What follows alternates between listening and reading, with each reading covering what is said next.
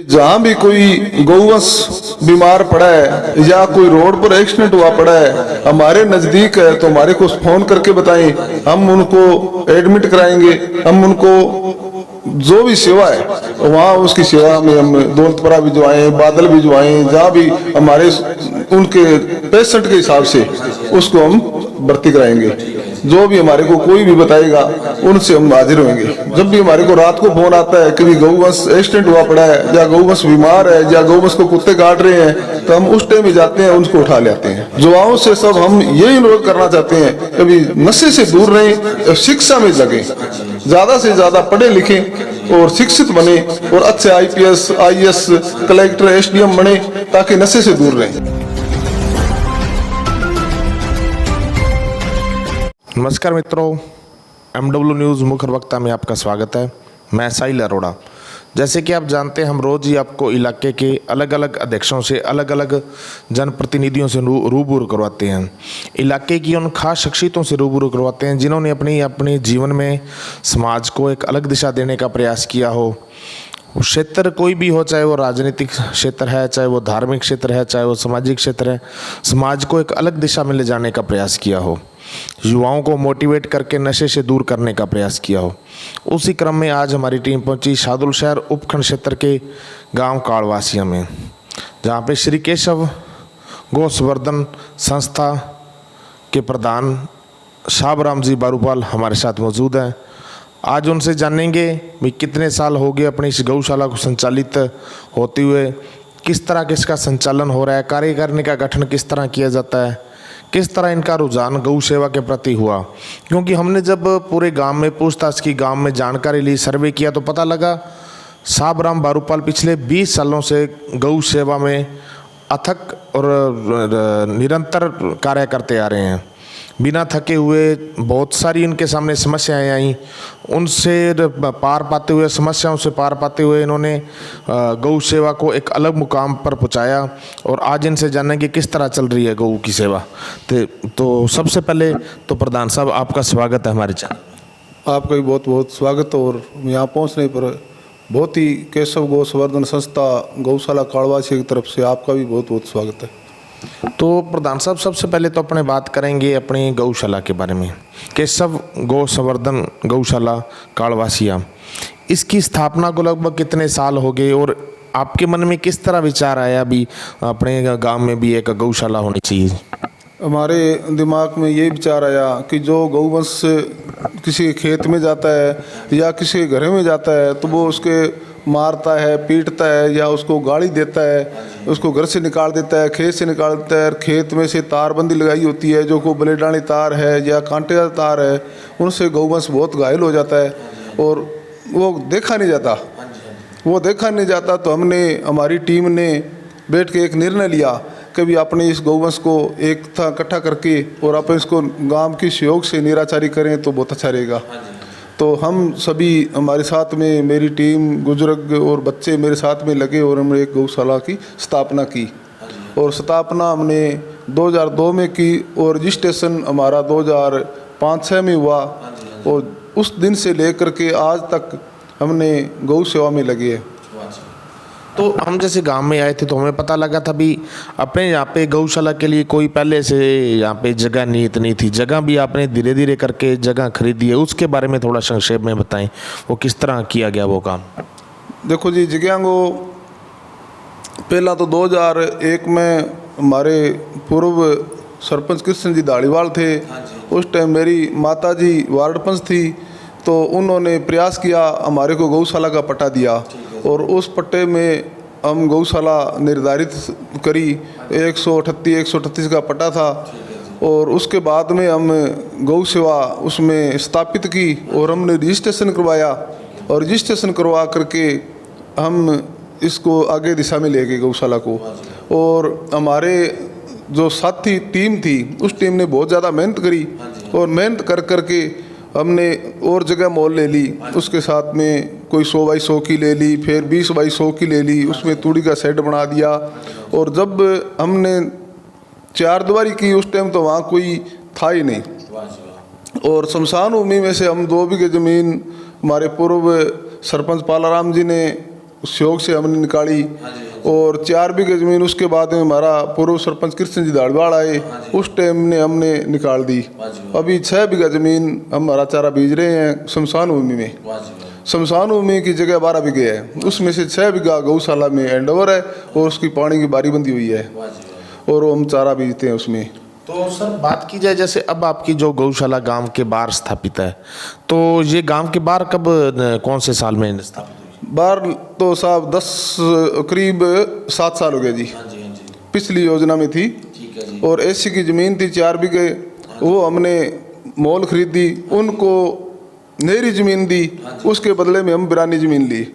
बिरानी ज़मीन लेकर के उसको कन्वर्ट कराया, कन्वर्ट करा करके गौशाला के नाम कराई और गौशाला के नाम होने के बाद में वहाँ हमने गौशाला स्थापित कर दी।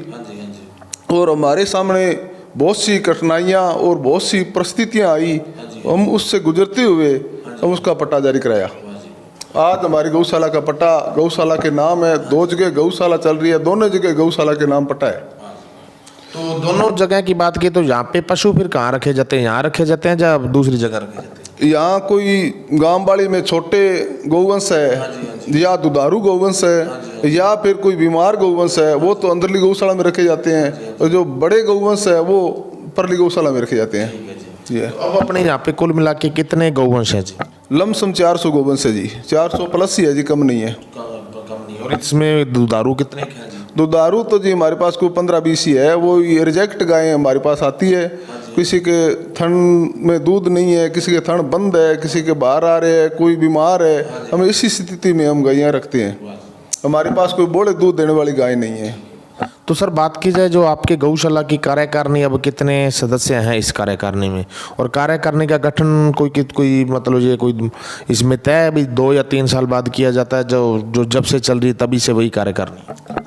कार्यकारिणी जब से चल रही है उससे बाद से लमसम चल रही है, कोई 1-2 बारी बीच में बदली, उसके बाद में दोबारा फिर मैं ही उसका मेरे को गांव वालों ने सेवा दी और जिससे आज मेरी टीम मेरे साथ में लगी हुई है, हम उस टीम से माध्यम से हम काम कर रहे हैं। और जो गौशाला की कमेटी है वो बहुत ही सक्रिय कमेटी है, वो कमेटी दिन रात जी जान लगा करके गौशाला का काम करती है।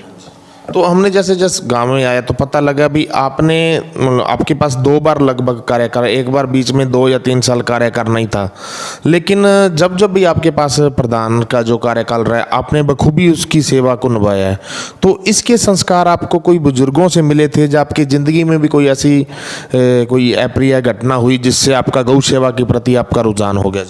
हमारे गौ सेवा में लगने का एक हमारे दिल में ही भाव था कि गौ सेवा करें, संत सेवा करें। और संत हमारे गुरुदेव संत श्री शांतिनाथ जी महाराज जो संतपुरा में डेरा है, उनसे मिले तो वो के बेटा काम तो सभी दुनिया करती है और आप एक सेवा में लगो और सेवा करोगे तो बहुत बड़ा पुण्य है। तो हमारे गुरुदेव ने हमारे को इस सेवा में लगा दिया, जिस दिन से आज तक हम सेवा में लगे हैं। तो बरुपाल जी बात की जाए अपने गौशाला के निर्माण में जनप्रतिनिधियों से कितना सहयोग मिला? क्योंकि आप बता रहे हो भी लगभग 2005 से रजिस्टर्ड है, उस वक्त से लेकर आज तक कई MP आए, कई MLA आए, प्रधान वगैरह, सरपंच वगैरह, तो किस तरह का सहयोग रहा उनका, जनप्रतिनिधियों का? जी हमारे को सहयोग तो न्याल जी का काफ़ी रहा है। न्याल चंद जी ने हमारे को 10 लाख पहला शेड के लिए दिए हैं, जिसमें 5 लाख का तूड़ी बाड़ा बन गया, 5 लाख की गायें रुक रही है।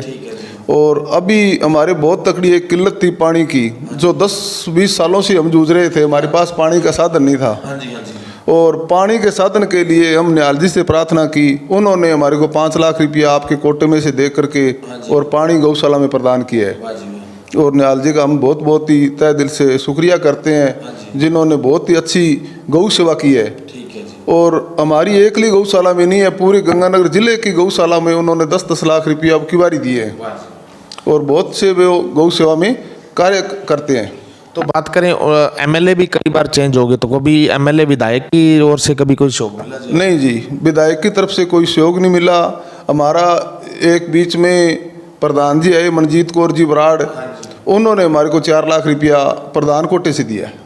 वो एक शेड बना है और एक खड़बंजा लगा है गौशाला। अब बात की जाए अब मौजूदा विधायक जो गुरवीर जी बराड़ चुने हैं, वो युवा हैं, मतलब ओजस्वी हैं और ऊर्जावान विधायक हैं, तो उनसे किसी तरह के क्या आशा रहेगी? इस वक्त आपकी गौशाला में ऐसी क्या समस्या है जिसका निजात करवाने का प्रयास आप एमएलए साहब के थ्रू करवाना चाहेंगे? हम तो एमएलए साहब को यही निवेदन करते हैं कि गौशाला ज़्यादा से ज़्यादा आपकी सरकार में गौ सेवा की बात करें और जो अनुदान है जो 20-40 का मिलता है उसको बढ़ा करके 80-40 का किया जाए।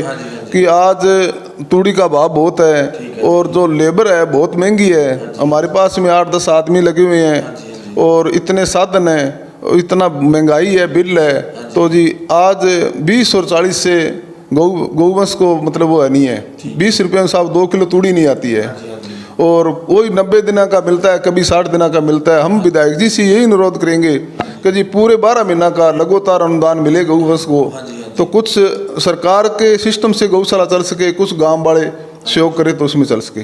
तो अब बात करें, जैसे अब आपके पास 450-500 के लगभग पशु हैं, तो इन पशुओं के लिए आप तो 20 सालों से जैसे संचालित कर रहे हैं, तो कितनी की तूड़ी लगभग लागत रहती होगी आपकी? अब की बार जी 7,500 कुंटल तूड़ी की लागत है जी। 7,500? हाँ, 7,500 कुंटल तूड़ी की लागत है जी। तो इसमें कितनी की जन सहयोग आपको प्राप्त हो जाता है? कितना का आप मतलब दान हो जाता है? सभी तूड़ी हमने खेतों में जा के अभी भी रसीद काट रहे हैं। हम खेतों में जा करके जो तूड़ी का वो लांगा बचा होता है, जोवा का कड़ंगा, और लांगे से हम आपकी मशीन है गौशाला की, उस मशीन से हम तूड़ी बना लेते हैं, बाकी कोई मोल बना लेते हैं। तो हम तूड़ी का स्टॉक कर लेते हैं पूरा 12 महीनों का। हमारे को तूड़ी कहाँ से मोल लाने की जरूरत नहीं पड़ती, हम तूड़ी इकट्ठी कर लेते हैं। तो बात की जाए, जब आपने बताया भी आपके पास मशीन है, तो इसके अलावा और गौशाला में क्या संसाधन आपने बना रखे हैं? हमारे पास में एक कैंपर है गौशाला में, एक हमारे पास में फिटरेड़ा है गौशाला में, एक हमारे पास में ट्रैक्टर ट्रॉली है और तूड़ी वाली मशीन है, उसके 2 जाली वाली मशीन है। बहुत अच्छा हमने प्रोग्रेस उसमें कर रखा है जितना हमारे से होता है। तो सर बात की जाए भी, लगभग पिछले 1-1.5 साल पहले लंपी जैसी एक भयानक बीमारी आई थी, उसमें पूरा का पूरा देश त्रस्त हो गया था। उस बीमारी से अपनी गौशाला के पशुओं को कितना का नुकसान हुआ था और उससे किस तरह भरपाई की गई? फिर हमारी गौशाला में ज़्यादा नुकसान नहीं हुआ साहब, हमारे गुरुदेव की बड़ी अति कृपा थी। हमारी गौशाला में कोई नुकसान नहीं हुआ। कोई 5-10 गौवंश बडेरे थे वो चले गए, उसका हमारे को बहुत खेद हुआ, दुख हुआ कि हमारी गौशाला में कोई 11-12 गौवंश है जो लिम्पी बीमारी से मरे हैं और हमारी गौशाला में बहुत स्वस्थ गायें रही हैं। हमारी गौशाला में लिम्पी बीमारी का इतना प्रभाव नहीं था। तो डॉक्टर की व्यवस्था किस तरह की जाती है आपके पास? जहाँ खुद का कोई डॉक्टर बन है या आप गांव से उसकी व्यवस्था करवाते हैं? हमारे जी डॉक्टर की व्यवस्था नहीं है गांव में जी, गांव में नहीं है। एक अस्पताल है, वहाँ भी कंपाउंडर लगा हुआ है, डॉक्टर लगाया नहीं है। और हमारे पास हम तो सरकार से निवेदन करते हैं कि हमारे एक सीनियर डॉक्टर दें, सर्जन डॉक्टर दें, वो गौवंश को संभालें। और गौवंश डॉक्टर के बगैर चलने वाला नहीं है काम साहब। तो अब अपने गौशाला में क्या क्या बना रखा है बिल्डिंग वगैरह में? जैसे आपने बताया भी 7-8 मजदूर भी आपके जो पेड मजदूर हैं उनको आप तनख्वाह देते हैं, तो उनके रहने के लिए क्वार्टर और क्या क्या बना रखा है? उनके रहने के लिए 2-3 क्वार्टर बना रखे हैं। बाकी हमारे गांव के मजदूर है वो आपके शाम को घर जाते हैं, सुबह आ जाते हैं। और जो यहाँ रहते हैं 2-3 उनके लिए हम क्वार्टर बना रखे हैं। और हम एक मंदिर भी कृष्ण भगवान का बना रखा है और जो शेड बना रखे हैं, 10-12 बाड़ा बना रखे हैं। तूड़ी बाड़े भी हमने काफ़ी बना लिए साहब। 200 फुट का तो पीछे था, अभी हम 89 फुट का भी और बना लिया। 89 बाई 23 और 20 फुट ऊंचा बना लिया गोपालन विभाग से। तो सर बात की जाए, जैसे आपके गौशाला में जो खाद इकट्ठी, गोबर की खाद इकट्ठी होती होगी, तो उसका बेचान किस तरह किया जाता है? उसका भी कोई रेट तय कर रखा है जब वो उसका किस तरह किया जाता है? उसका जी रेट तय कर रखा गया, 1200 रुपये एक ट्राली का लेते हैं हम और वो भर के दे देते हैं। उसमें 1200 रुपये में कोई भी आए, जब भी आए, जब ले जाए। जिसको 2 ट्राली की लोड है, किसी को 10 ट्राली की लोड है, जितनी हमारे पास उपलब्ध है उतनी चुका देते हैं। और जो मतलब गोबर रखने के लिए या गोबर जो अपने फेंकने के लिए प्रॉपर जगह बनी हुई है? हाँ जी, हाँ जी, वो परली गौशाला में बनी हुई है साहब। उसमें 4 बीघे जगह है, उसमें गोबर की जगह अलग से है। वो हम ट्रालियों से इकट्ठा कर लेते हैं। तो अब बात की जाए जैसे यूथ वर्ग की, युवा वर्ग पिछले कुछ समय में नशे में जा रहा है, नशे की गर्त में जा रहा है, वो समाज सेवा के कामों से दूर भागता है, शिक्षा से भी दूर भाग रहा है। तो आप के जो गांव है, गांव कालवासिया गांव का जो युवा वर्ग है, चाहे वो बच्चियां हैं, चाहे वो युवा बच्चे हैं या लेडीज है, वो किस तरह सेवा में, अपने गौ सेवा में कितना कगर नहीं रहते हैं, उसके बारे में? उसको साहब हम साल की साल कथा कराते हैं। कभी नानी बाई का मायरा करा लिया, कभी कृष्ण भगवान की कथा करा ली। तो कथा के माध्यम से हम युवा को नशे से दूर करने का प्रयास करते हैं और गौ सेवा के जोड़ने का प्रयास करते हैं। जो अभी हम कथा हर साल कराते हैं, उसमें वक्ता 7 दिन भजन कीर्तन करते हैं, गौ सेवा की बात करते हैं। उस टाइम हम पूरे गांव को इकट्ठा करके, बच्चे भी इकट्ठे होते हैं, बूढ़े भी इकट्ठे होते हैं, उनसे माध्यम से हम बच्चों को और बूढ़ों को सभी को गौशाला में जोड़ने की कोशिश करते हैं। और बच्चे को भी हम खेल में लगाते हैं और बच्चे गौ सेवा में लगते हैं। जो हमारी टीम है वो जितने भी धार्मिक संस्था है उसमें भागा दौड़ी करके बहुत वो करते हैं। हमारी जो टीम जो है गौ सेवा, उसमें भगत सिंह क्लब, अम्बेडकर क्लब या कोई स्कूल की कमेटी या भोमिया जी मंदिर, गुरुद्वारा, शनि मंदिर, जो हमारे जहाँ भी हमारे को सेवा मिले हम वहाँ ही करते हैं। तो कुल मिला के बच्चे नशे से बचे हुए हैं। हाँ, हमारे बच्चे गांव के हैं, बचे हुए हैं। फिर भी हम बच्चों से हाथ जोड़ के प्रार्थना ही करते हैं कि जितने हो सके नशे से दूर रहें। तो अब आप हमारे चैनल के माध्यम से, आपको आपके गांव के लोग तो देख ही रहे हैं, आसपास के इलाके के लोग भी देख रहे हैं, तो उन्हें क्या आप संदेश देना चाहोगे, क्या अपील करना चाहोगे? हम तो अपील यही करेंगे साहब भी, जहाँ भी कोई गौवंश बीमार पड़ा है या कोई रोड पर एक्सीडेंट हुआ पड़ा है, हमारे नज़दीक है तो हमारे को फ़ोन करके बताएं, हम उनको एडमिट कराएंगे। हम उनको जो भी सेवा है वहाँ उसकी सेवा में हम दौलतपुरा भी जो आएँ, बादल भी जो आएँ, जहाँ भी हमारे उनके पेशेंट के हिसाब से उसको हम भर्ती कराएंगे। जो भी हमारे को कोई भी बताएगा उनसे हम हाजिर होंगे। जब भी हमारे को रात को फ़ोन आता है कि भी गौवंश एक्सीडेंट हुआ पड़ा है या गौवंश बीमार है या गौवंश को कुत्ते काट रहे हैं, तो हम उस टाइम में जाते हैं, उनको उठा ले आते हैं। तो बात की, और युवाओं से क्या अनुरोध करना चाहिए? युवाओं से सब हम यही अनुरोध करना चाहते हैं कि भी नशे से दूर रहें, शिक्षा में लगें, ज़्यादा से ज़्यादा पढ़े लिखें और शिक्षित बने और अच्छे IPS, IAS, कलेक्टर, SDM बने, ताकि नशे से दूर रहें।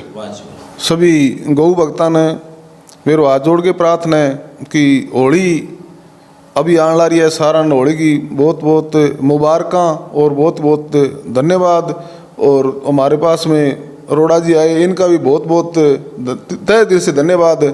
और होली का रंग के हिसाब से रंग खेलें और केमिकल जो रंग है या पानी है उनसे बचें। वो सारे देशवासियों को होली की हार्दिक बधाई और शुभकामनाएं।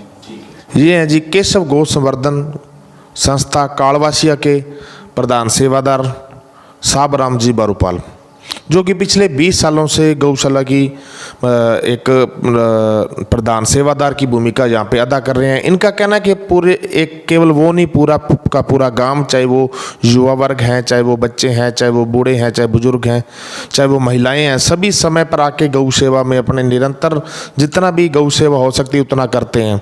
और वो बच्चों से अनुरोध भी कर रहे हैं भी अपना समय से समय निकाल कर आप गौशाला पहुँचा करें और गौ सेवा किया करें। आज से 20 साल पहले एक छोटे से प्रयास से गौशाला की शुरुआत की गई, एक छोटे से स्थान से, जो आज लगभग 4-5 बीघे में बड़ी ही शानदार तरीके से गौशाला चल रही है। समय समय पर जनप्रतिनिधियों ने यहाँ पे सहयोग किए, खास करके MP निहालचंद जी मेघवाल जिन्होंने शानदार सहयोग किया, और भी कई तरीके के सहयोग, गांववासियों के सहयोग से बड़े ही शानदार ढंग से गौशाला का कार्य चल रहा है। तो अब ये राज्य सरकार और केंद्र सरकार से अनुरोध कर रहे हैं कि जो अनुदान गौपालन विभाग द्वारा दिया जाता है उसको पूरे साल के लिए दिया जाए और उसको 20 और 40 की बजाय 40 और 80 किया जाए, क्योंकि आजकल तूड़ी का खर्चा भी बहुत ज़्यादा हो रहा है, हरा चारा भी महंगा है, जो मजदूर रखे होते हैं उनकी तनख्वाह निकालनी और भी खर्चे बहुत ज़्यादा हो जाते हैं।